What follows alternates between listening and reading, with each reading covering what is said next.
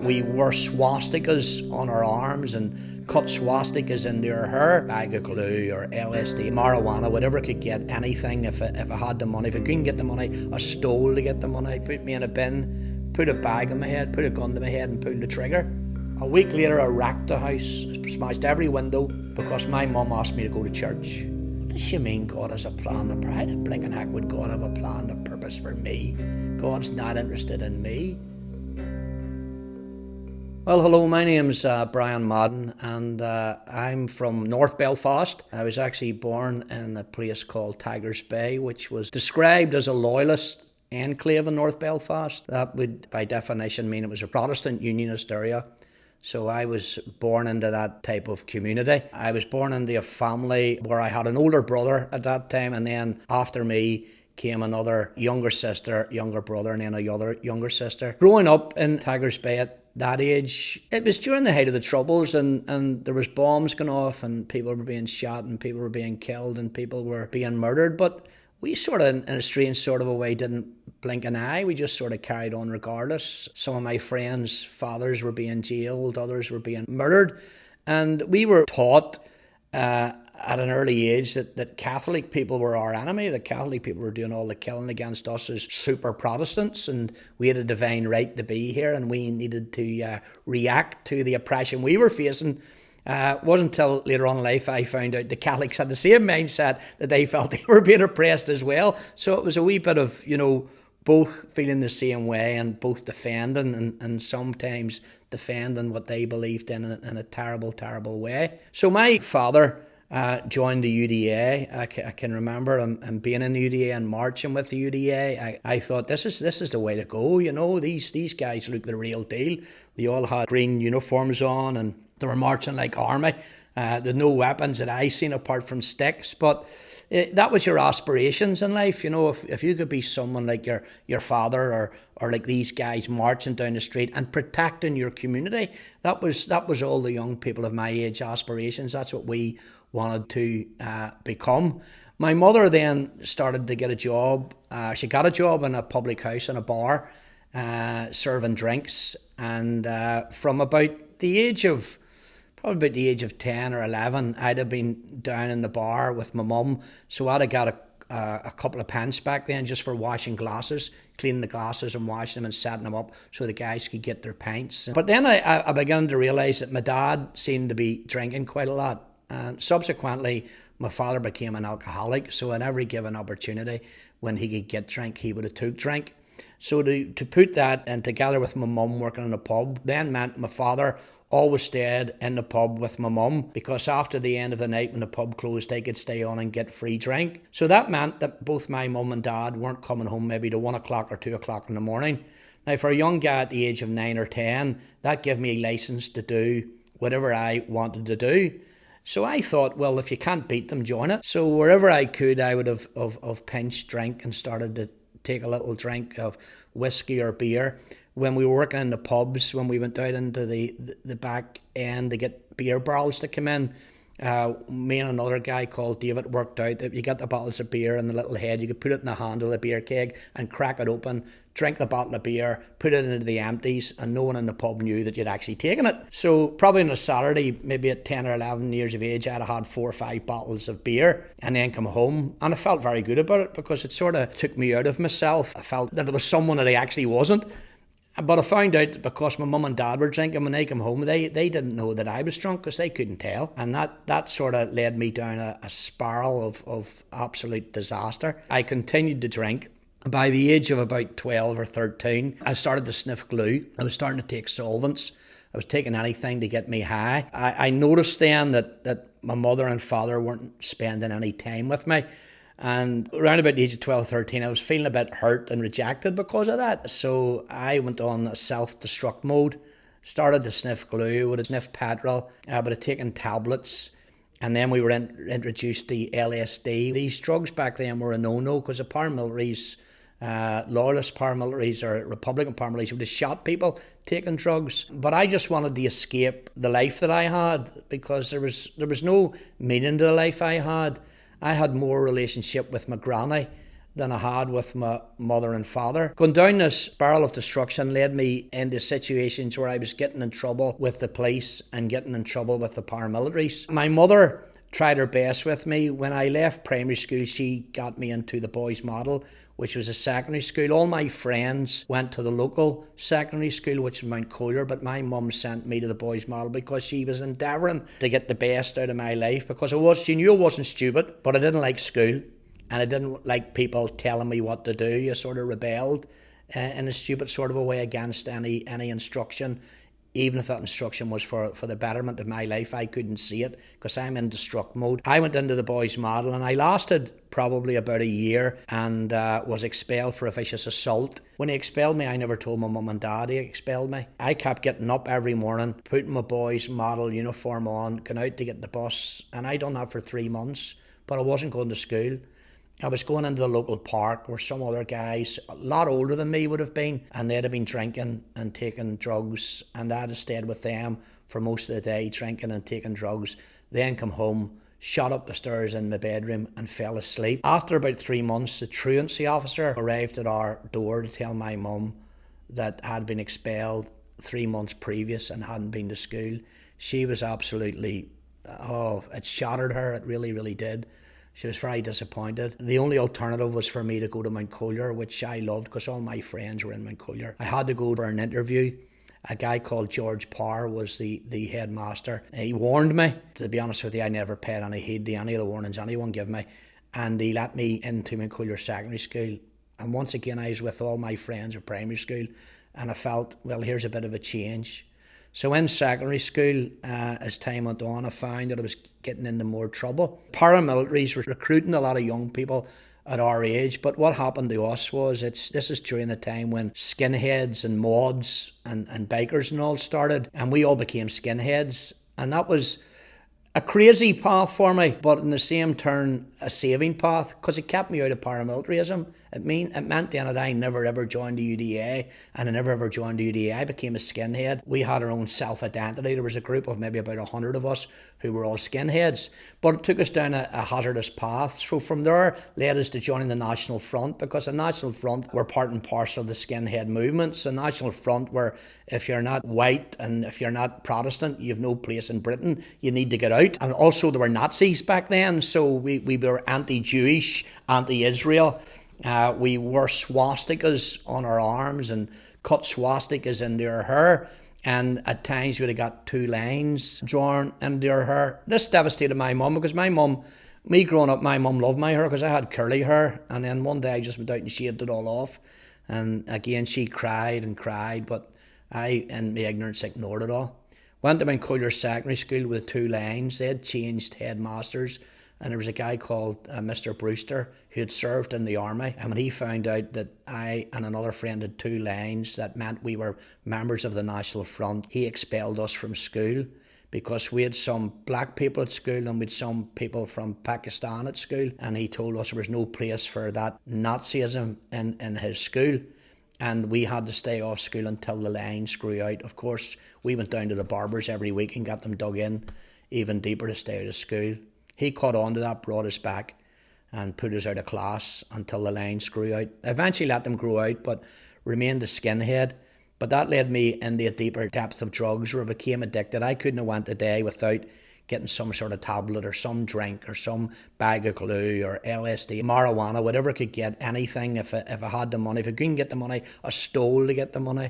I stole my mum, I stole my dad, I stole my older brother, I stole my granny. I didn't realise that these addictions had taken over my life, but they had. And I met a girl in school, Martine. Martine was a victim of trouble. She had lost her legs, and I started to go out with her. Why she ever went out with me, I do not know, because I was crazy. Her mum and dad were business owners, and when they heard that she was going out with me,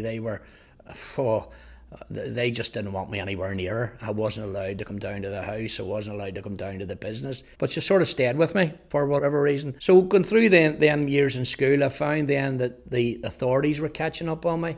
So I was being arrested by the RUC, whether it was burglary or breaking into wine stores or robbing people or breaking into cars and stealing the contents out of cars. All of that stuff was catching up on me. and the police were arresting me. But I was under the age of 16. This is about 14, 15 and 16. And usually that ended up with a caution. And what that done to a warped mind, warped on drugs and drink, what that meant to me was I was invincible. Because I wasn't being jailed or wasn't being put into Borstal, I felt I can do anything and get away with it because I'm not at the age where they can put you into jail. Sometimes I wish that they had put me into Borstal, but you never know whether it would have been good or bad. But that gave me a license to just do what I wanted to do. And that's exactly what I did. Because there was no one, I had no influence in my life. I had nobody in my life telling me, Brian, here's a better path, there's a better life than this. I had absolutely no one. I was just in destruct mode. I had a girlfriend that I loved, and I used and abused her to take me places and run me places, to get stuff, to do stuff, even though she was completely the opposite to my lifestyle. We sort of stayed together. But as the life developed, I got myself into serious trouble. And one night, again, high on drugs and drink, myself and a friend were walking past an Ulster Volunteer Force, a UVF taxi depot, when they came out, and there was about 8 or 9 of them, started to abuse my mate and hit him. And we couldn't do anything because they're the UVF. If you do anything, they'll shoot you, kneecap you or something. And we left, but that whole night he kept saying to me that we needed to do something, and it started to annoy me. And then this thing just clicked, and I thought, well, let's go and do something. Let's go down now. And we foolishly put balaclavas on and baseball bats and went down and went into the taxi depot, told them we were IRA, and started to wreck the whole taxi depot. We left and thought we'd got away with it, only someone had seen me taking the mask off, and that was on the 11th of July. So the next day was the 12th of July when the Orange Order were marching. And of course that was an opportunity for me to get more drink, so I always went to that march because you got drink. But on that 12th of July, some of my mates who were at your side of the street said to me, Brian, you better get home, the UVF are looking for you, they're going to kill you. And I thought, nobody's seen me, how would they know this is me? But it turned out they had found out it was me. And I had to leave, and I went home. And my dad, being in the UDA, I went into my dad and said to him, I'm in trouble. He says, what is it, Brian? I told him what had happened. He asked me, was he insane? Why did I do that? And he contacted the guy, Sammy, who run the UDA at that time. And I had to go down to see the UDA in this pub in North Belfast. So I had a choice. My choice was go to the UDA or go to the UVF. That's the only choice. I couldn't go to the police. No one ever went to the police. And I choose the UDA because my dad was in the UDA, and I believe that they would be more lenient to me than the UVF.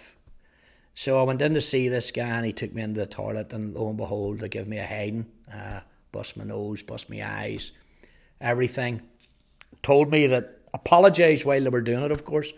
Told me as I was leaving to put on a show because the UVF are sitting out there and they want to see that have been dealt with properly for my misdemeanour of attacking their taxi depot, even though I felt justified because it was them that fired the first shot, so to speak. So I put on a performance. I left for about 3 weeks. I could hardly eat. My whole jaw was smashed and other bits and pieces. But again, I survived, and I had this underlying thought of invincibility. Crazy. So it didn't stop me. It didn't slow me down. It made me hate paramilitaries all the more. I kept drinking, I kept taking drugs, I kept getting arrested, I kept waking up. Sometimes I was waking up in police cells, and they're not like police cells in 2023. These things were dingy, freezing cold, dark places with an old dirty stinking mattress on a concrete floor. And sometimes I'd have woke up in these police cells thinking, how did I even get here? Because my night previous was a blank. It was an absolute blank. If I had been accused of anything, which they did on numerous occasions, I wouldn't have had an alibi because I couldn't remember. And it was insane. I'd lay in bed at night and try to think where I was the Friday before that or the Friday before that, and it was just a blank to me. Yeah, I got so high and so drunk that I just couldn't remember. A danger developed there that I became paranoid then. I started to think that I'd harm people, that people in the street were looking at me because I'd maybe done something on them. So to escape that, I increased the self-harming I increased trying to kill myself and trying to end my life. I got to the stage now where I think I was about 17 years of age, where I thought, there's no point in me living. My life's a mess. I just need to go. The UVF had got me shortly after that for another incident where I crossed paths with them and they put me in a bin, put a bag on my head, put a gun to my head and pulled the trigger. I heard a click and I thought, oh, I'm dead. Is this what it means to be dead? And I'm waiting on some noise or some reaction. I mean, what happens next? Because I really believed that they'd put a bullet in my head. I'd never experienced death before, so who knew? And then all of a sudden this voice said to me, are you okay, son? And there was a guy walking his dog and I pulled this bag off my head and I was in this bin and I rolled over in the bin and got out and said, where did they go? And I got away. And again, invincibility. I've survived. Crazy. I had very negative people in my life and I always tell people to speak positive. The first negative episode of my life, and these are 2 points in my life that are important that I never ever have forgotten. I'm 56 now and I can still remember them. The first one was when my mum took me to see a psychiatrist after an attempted overdose. The mental health team sent me to see this psychiatrist. And we went onto the Antrim Road in North Belfast to see this psychiatrist upstairs. I can still see his face to this day. I'm sitting in front of this guy and he's starting to show me little pictures, of an orange or an apple or a pear. And then when he shows me a picture, he's asking me how I feel. And I just feel hatred. Every picture he shows me, I feel hatred. I don't even know this guy, but already I hate him. I just don't know him, but I just hate him. Because I think he's trying to tell me how to live or what to do. And I just got so annoyed and he said to me, Brian, tell me what you're thinking. You're not listening to me. And I looked at him, I says, you want me to tell you what I'm thinking? And I was cheeky. I said, I'm going to go down the stairs and I'm going to burn your car. That's your Beetle out there, isn't it? I'm going to burn your car. And he looked at me and he said to my mum was called Edna, and he says, would he do that? And my mum was crying again. I had my mum crying constantly to my shame. And my mum says, yes, he would do it. And this is a very negative thing. Now, this guy's a psychiatrist. This is a guy you're going to for help, who the mental health team sent me to. And he looked at me and he looked at my mum and he said, I can do nothing for him. There's nothing to be done for him. And I thought, what? And I came out, left that guy thinking, there's no point in me being here. He's just admitted nothing can be done for me. Now, you may find that, if you're listening to this today, profound that a psychiatrist would say that to you. Believe me, that's what he said to me. This is the other negative thing which is important. I'm leaving school. I'm leaving secondary school. So the negativity of psychiatrists, and there's a PE teacher called Derek Shanks. And I tell him, I left school 2 weeks before I should have left. I told him I was going. And he looked at me and he says to me, away you go. He says, Brian Madden, you will never, ever achieve anything in your life. You're a complete waste of space. Now, that was a teacher. I don't know would teachers get away with saying that today? So I have now this negative psychiatrist, a negative teacher. And that doesn't really build me up. I don't feel top of the world after those 2 statements. My mum, a couple of months before that, had been invited to a Sammy Workman mission. Sammy Workman was a gospel preacher, well known in Northern Ireland. And my mum's friend, who was a Christian, invited her down. And my mum at that meeting became a Christian. My mum comes home and tells me she's a Christian, and I'm enraged. And I think, keep that nonsense out of here. Don't be telling me anything about Christianity. Because remember, I hate everybody. So even if, I'm not sure whether I believed in God then, but if there was a God, I hated him, because I hated everybody. And my mum used to say, I'll pray with you, and she used to annoy the life clean out of me. And then a few months after that, my dad gets saved. Honest, and I'm now thinking, these Christians, I hated Christians. So much so that the church that my mum went to, I got onto the church roof and I took the lead off the church roof and caused a whole flood in the church so I could take it to the scrap man and get money for drink. I'd have robbed anybody. My mum gets saved and starts to go to this church. My dad gets saved and he starts to go to the church. I never seen my dad come home sober on a Saturday. I stood with my mum waiting on my dad coming up the street because he always came up drunk, and I said to him, he'll be up any moment now, Mum, staggering all over the place.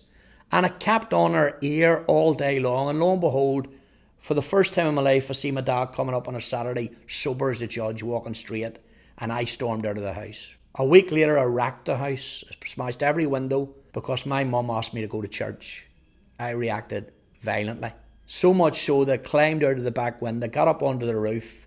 She had to phone the police, and I started to peel the slates off the roof, and I'm throwing them down at the RUC are coming to arrest me. And my friends in the street are all cheering me on, so I have an audience. That led to the Crumlin Road courthouse. I'm standing in this Crumlin Road courthouse with 48 charges. I had a bag because it looked like I was going to get 2 to 3 years in Crumlin Road jail.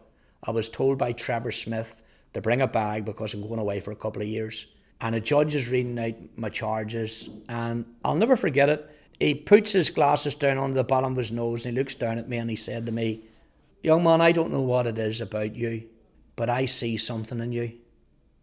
And I thought, this guy's on drugs. But it resonated in me. And I'm thinking, what does he see? My life is an absolute mess. And he gave me 2 years probation and a 2-year suspended sentence, which meant I didn't go to jail. Now my girlfriend, my mum, everybody expected me to go to jail. And I thought, what is this? And I know it's a praying mum and a praying father. I didn't know that back then. And I left that courthouse free, again feeling invincible, and went out and had a blowout and got arrested that night. Fortunately enough, I got arrested for something I didn't do, or I would have went in and had to do the 2-year suspended sentence. And I couldn't believe I'd got off. But the very thought of a positive statement into my life, I couldn't sleep for a good few nights over what he said, that he seen something in me. I actually seen myself getting up and looking in the mirror thinking, what did he see? What was it? Because no one had ever said something positive to me. I couldn't understand that. I went on a hazardous reign of annoying my family, annoying my girlfriend, annoying the community. During this time then my mum developed cancer, and she was very bad with the cancer. It didn't stop me bringing a reign of terror and bringing the police to her door. I used to go to bed. So as you see me now, if I was 18, this is how I would have went to bed. The only thing I wouldn't have had my shoes on. I've always had them at the side of the bed. So I would lay in bed with my clothes on. And the reason I lay in bed with my clothes on, because 9 times out of 10 at the weekend, the police were going to put our front door in and come and arrest me. So I was conscious that if I had nothing on, that's how you go into the cell. If you had a pair of underpants on, that's how you go into the cell. And the cells were freezing. So a better idea to go to bed with your clothes on, because when they arrested you, at least you had clothes on.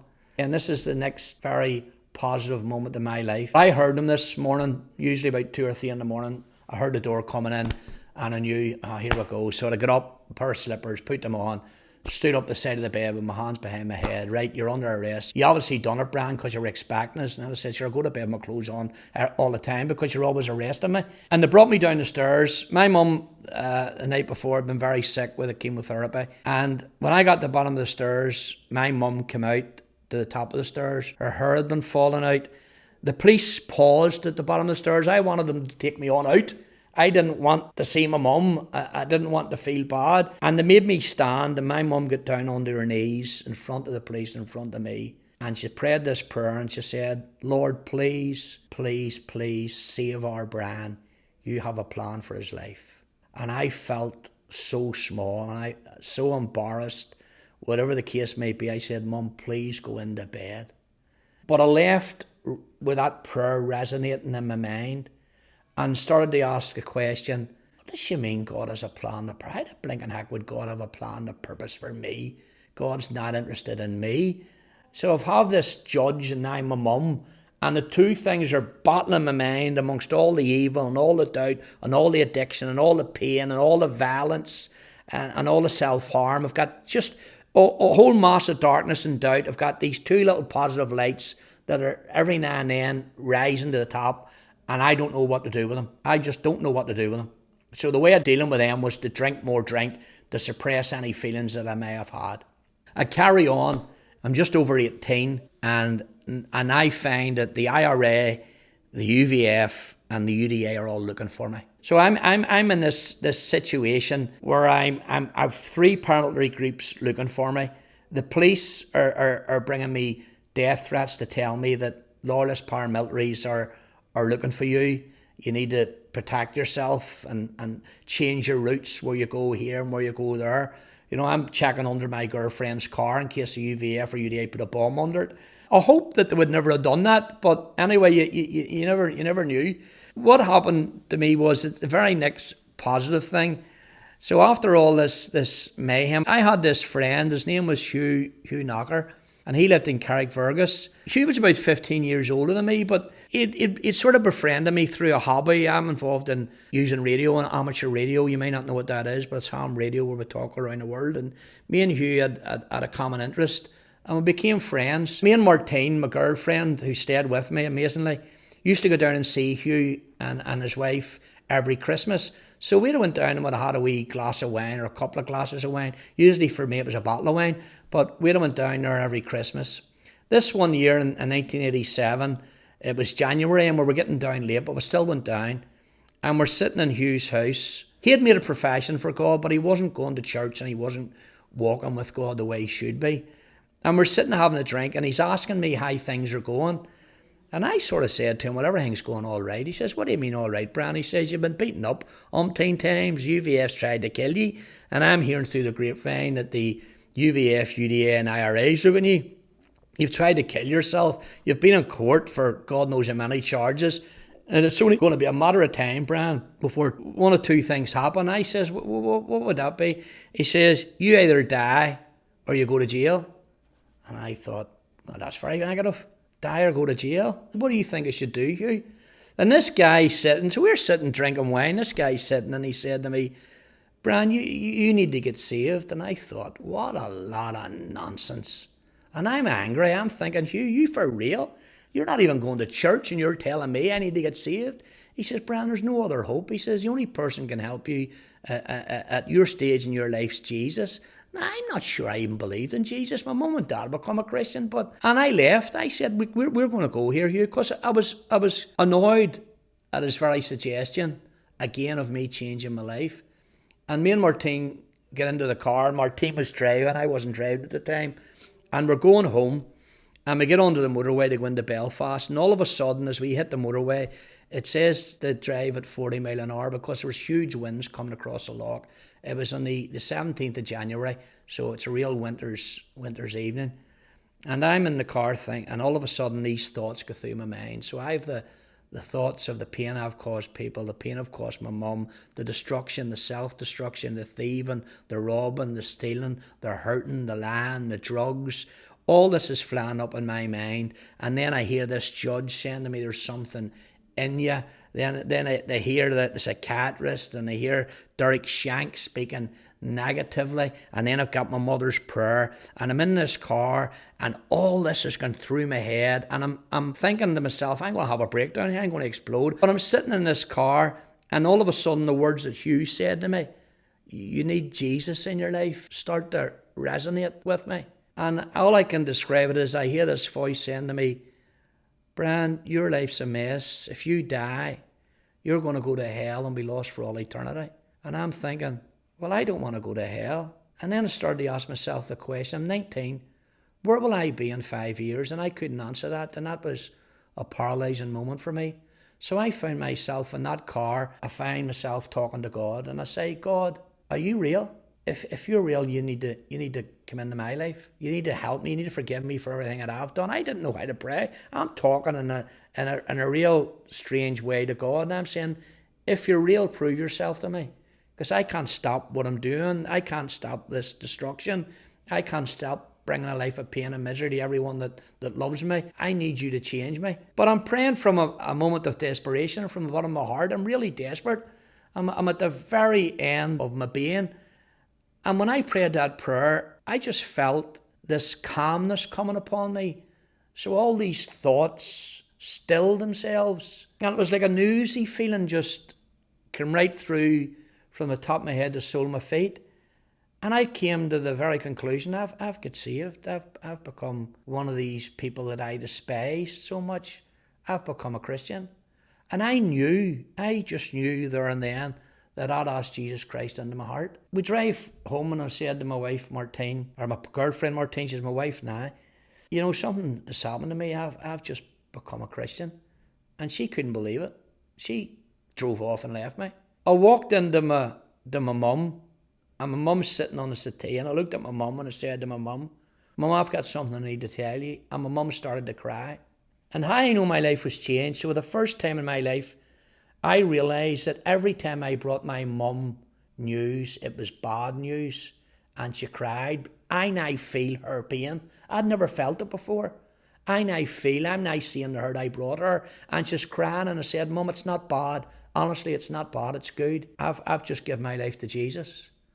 And she looked at me and got up and hugged me and says, what? Are you real? I says, yeah, I'm real. And my dad came in and he heard it. And he run out of the house. The people who spoke into my life, the positive words were what changed me. Most of all, it was Jesus Christ. But all those words helped me to see there was something better available to me in my life. I didn't know at that time it was God, but I look back now and I see it. My girlfriend gets saved about 30 minutes after me.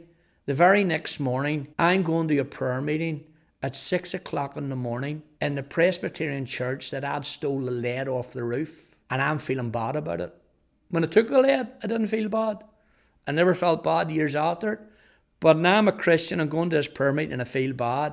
And to make matters worse, the very room they're having a prayer meeting in is a room I took the lead off the roof, and the wall had been painted where the water came in. And I'm trying to pray and I'm feeling convicted of the wrong I'd done on this church. So I'm leaving this prayer meeting and I speak to Reverend Conkey and I say, Reverend, I need to talk to you. He says, what is it, Brian? Me, I feel bad. He says, what do you feel bad about? I mean, see that room we were in praying? I took the lid off the roof. And he looked at me and he said this to me, I know you did. I says, what? He says, I know you took it. And I looked and said, why didn't you get the police?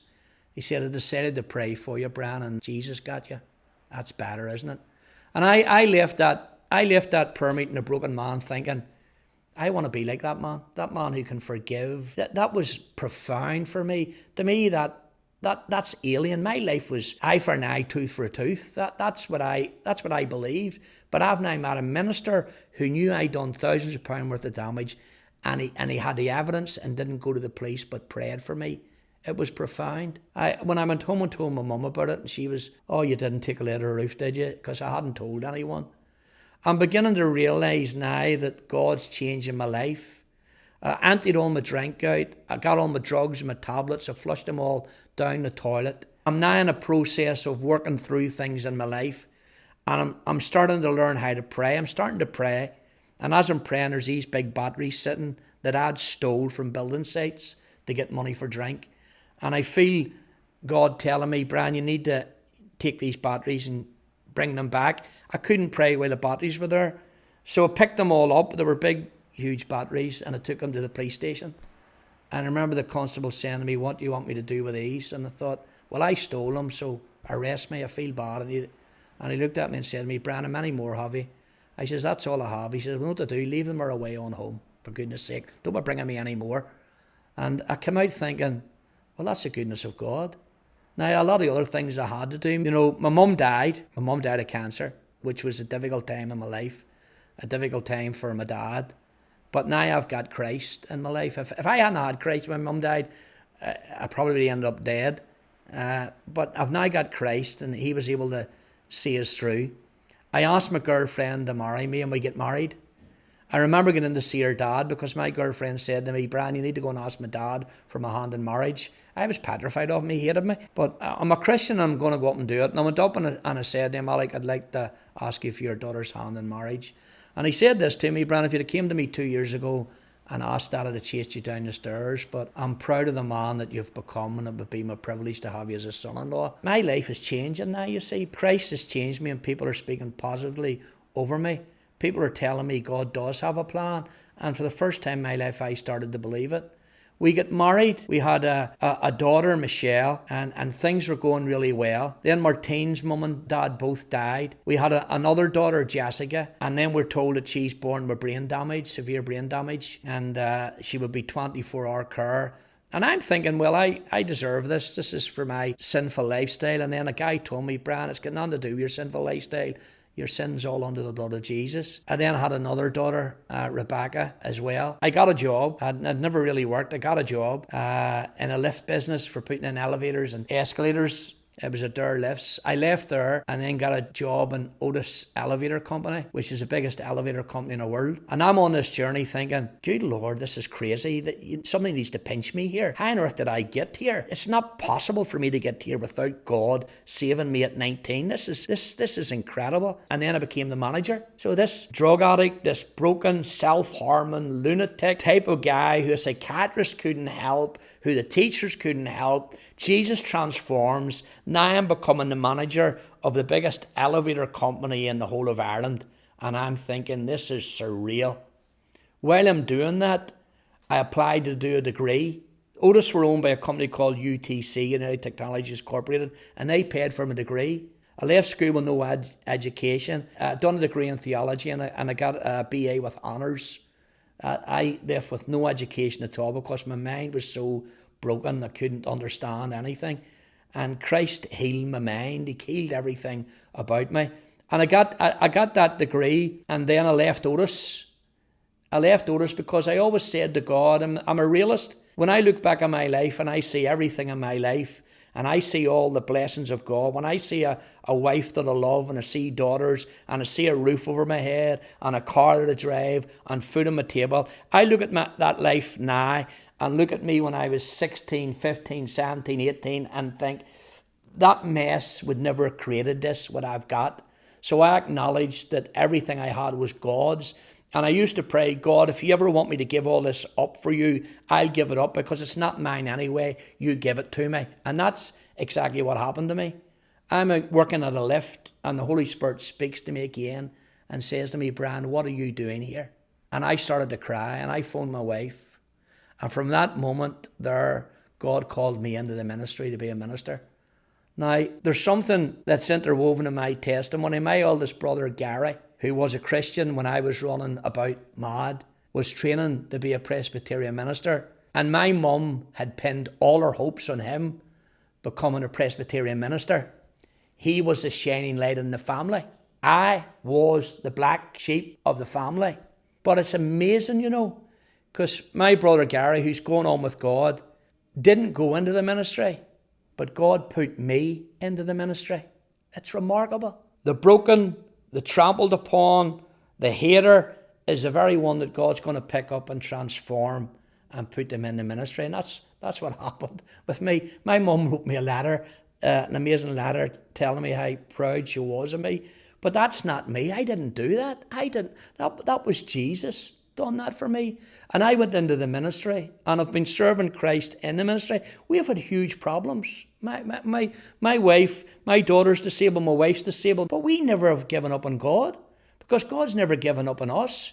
I look at what I have now and think, this is not possible. It's so surreal, it's hard to believe that it is real. If anyone who knows me when I was young, nobody had any time for me because how crazy I was.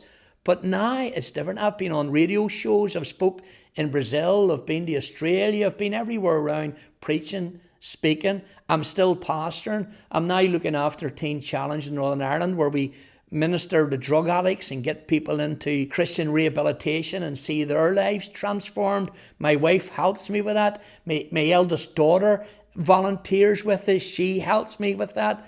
And God has moved mightily in our family. Look, it doesn't matter how broken you are. It doesn't matter how far you're. I was in a dark, dark place. But that moment in that motorway when I realised those positive words could actually have meaning in my life, and I accepted them for that, and I accepted Jesus Christ, that moment, that profound moment transformed my life and got me to the place where I am today. And everything I have today, everything I've accomplished today, everything I will accomplish is down to him because he's real. And I've found out that he's real, and he's proved himself real to me, real to my life, real to my family. I have a real strong belief in God and the power of God. When my young daughter had a young son, she was pregnant, and when he was born stillborn. He wasn't breathing. and I was in the home with my wife, and my wife was doing a bit of ironing, and I'm sitting on the settee, and my daughter Rebecca phones me, and I can hardly make her out because she's crying down the phone. We're waiting on the phone call that every grandparent's waiting on. You've got a new grandson or a new granddaughter.